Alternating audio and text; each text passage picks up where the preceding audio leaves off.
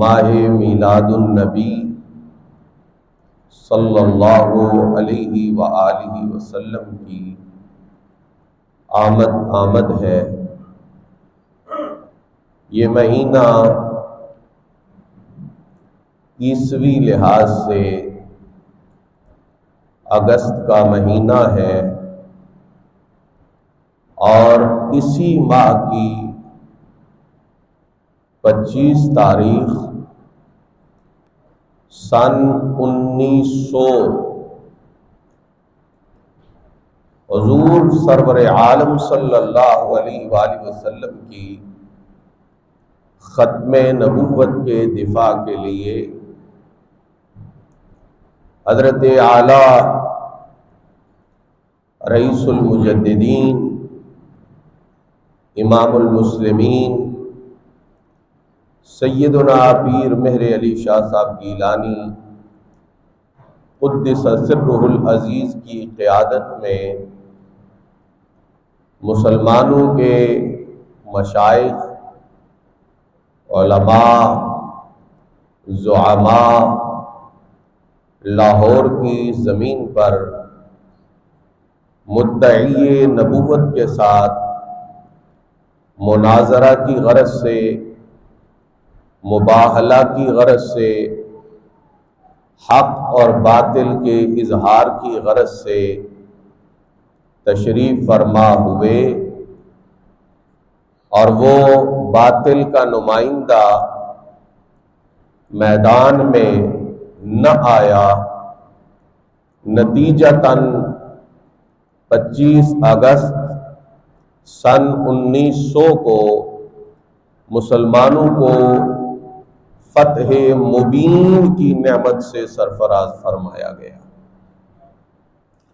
آج اگست کی 14 تاریخ ہے۔ 14 اگست 1947 کو پاکستان ملک خداداد اسلامی مملکت مسلمانوں کے لیے آزاد خطہ وجود میں آیا۔ ان چند مناسبتوں کے حوالہ سے کچھ معروضات آپ حضرات کے گوش گزار کرنے کی کوشش کر رہا ہوں۔ حضرات گرامی قدر، یہ بات خوب ذہن میں بٹھانے کی کوشش کریں کہ مسلمانوں کے تمام عقائد میں عقیدہ ختم نبوت بنیادی اور اساسی عقیدہ ہے۔ وجہ یہ ہے، حضرت سیدنا ابراہیم علیہ السلام کی شریعت کو دین ابراہیمی یا شریعت ابراہیمی کہا جاتا ہے۔ حضرت موسیٰ علیہ السلام کی شریعت کو شریعت موسوی یا دین موسوی سے تعبیر کیا جاتا ہے۔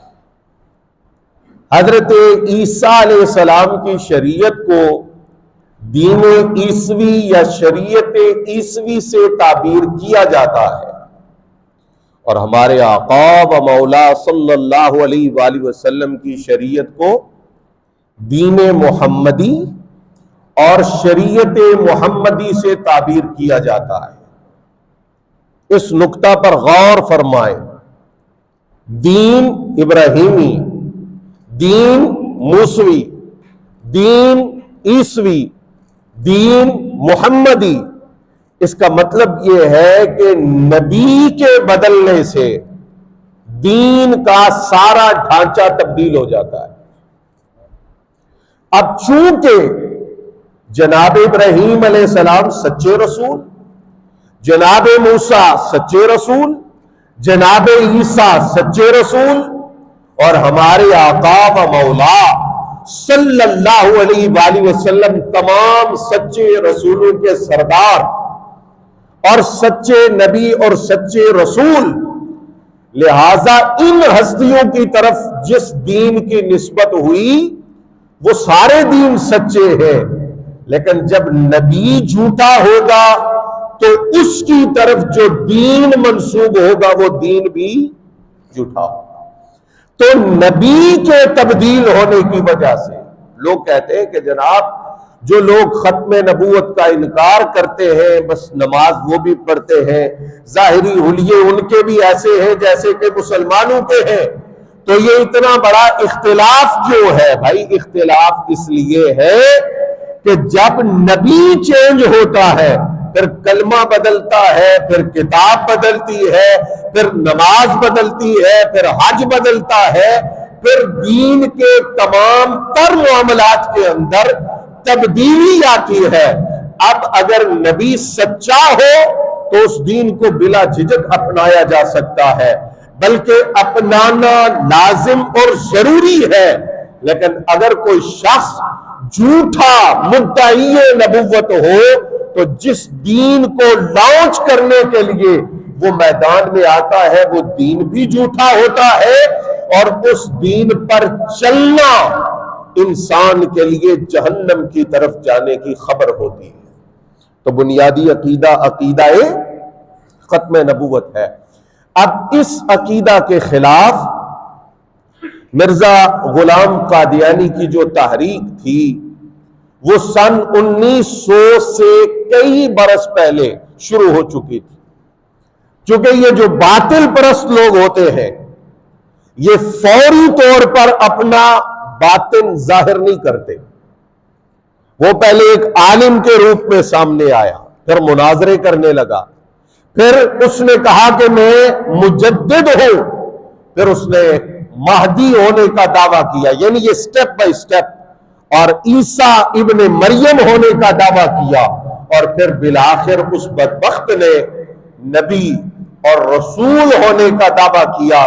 کتابیں بھی لکھی گئیں، تحریریں بھی ہوئیں، اور جلسے بھی ہوتے، تقاریر بھی ہوتی، مختلف قسم کی مساعی اہل اسلام کی طرف سے، اہل ایمان کی طرف سے معرض وجود میں آئی، لیکن فیصلہ کن مرحلہ 25 اگست تھا۔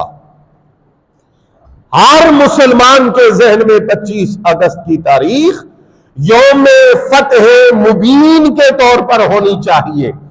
اس تاریخ کو جو کہ مرزا قادیانی نے خود اہل اسلام کو، اہل ایمان کو، علماء کو، مشائخ کو چیلنج دیا تھا کہ اگر آپ سچے ہیں تو میرے سامنے میدان مناظرہ کے اندر اترے، اس کے دیے گئے چیلنج کے مطابق حضرت اعلیٰ سیدنا پیر مہری علی شاہ صاحب 25 اگست کو ہزاروں علماء کی معیت میں لاہور کی سرزمین پر تشریف لے کے آئے، اور یہ بات ریکارڈ پہ موجود ہے۔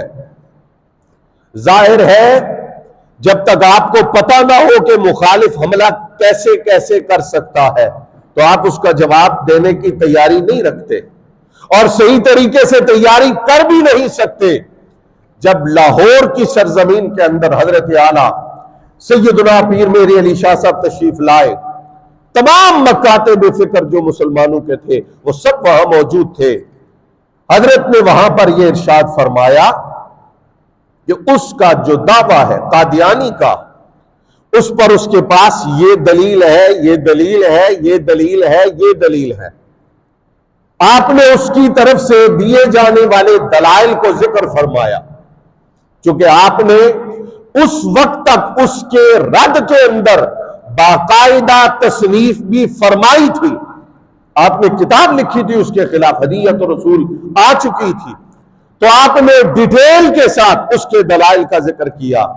جب آپ نے ان دلائل کا ذکر کیا تو جو اہل علم وہاں موجود تھے وہ ایک لمحہ کے لیے پریشان ہو گئے۔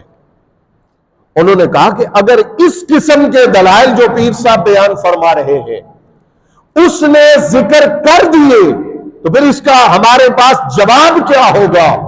اللہ اکبر!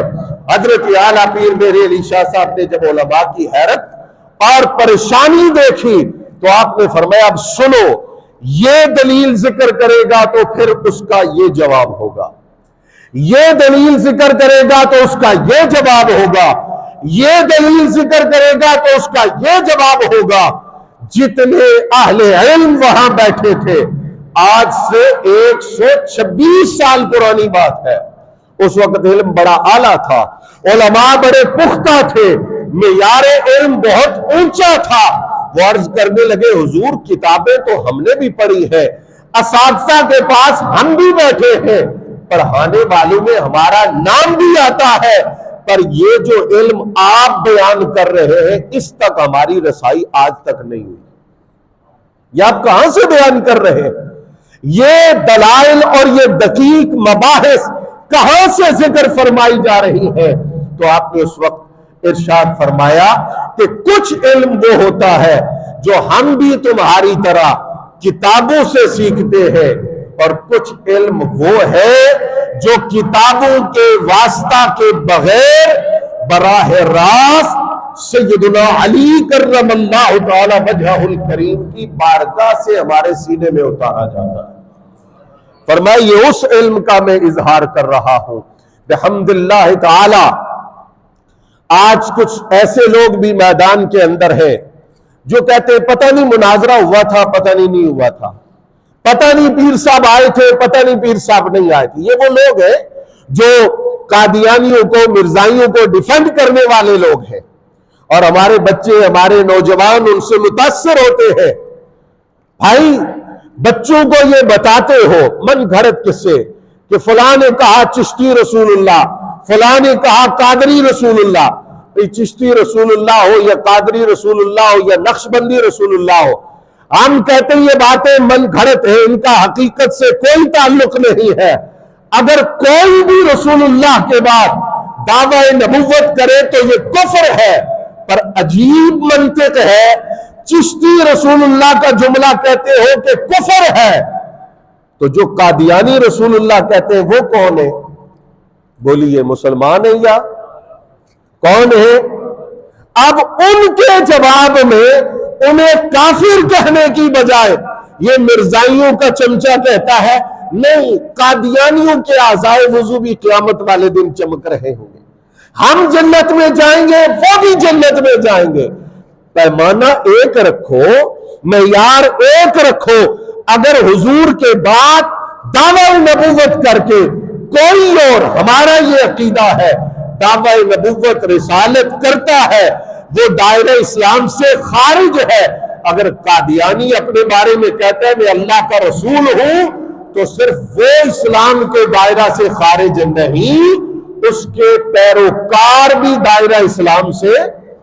لیکن عرض یہ کر رہا تھا کہ وہ کہتے ہیں جی پتہ نہیں مناظرہ ہوا تھا، پتہ نہیں مناظرہ نہیں ہوا تھا۔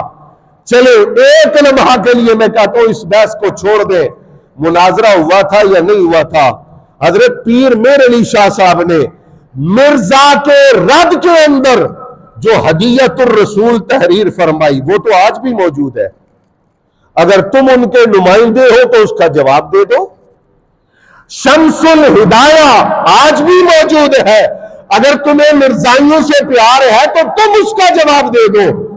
سیف چشتیائی آج بھی موجود ہے، دلائل آج بھی موجود ہے، اگر تمہیں مرزائیوں سے ہمدردی ہے میدان کے اندر آؤ، شمس الہدایہ، سیف چشتیائی، ہدیت الرسول پر بحث کرو، ان کتابوں کا جواب دو۔ اور اگر ان کا تم بھی جواب نہیں دے سکتے، قادیانی خود جواب نہیں دے سکا، صدی سے زیادہ وقت گزر گیا، آج تک قادیانی جواب نہیں دے سکے، تو یہ اس بات کی دلیل ہے قیامت تک سچا دین بھی دین مصطفیٰ ہے، اور اس دین کا دفاع کرنے والے، ختم نبوت پر پہرا دینے والے بھی سچائی کے علم بردار ہیں۔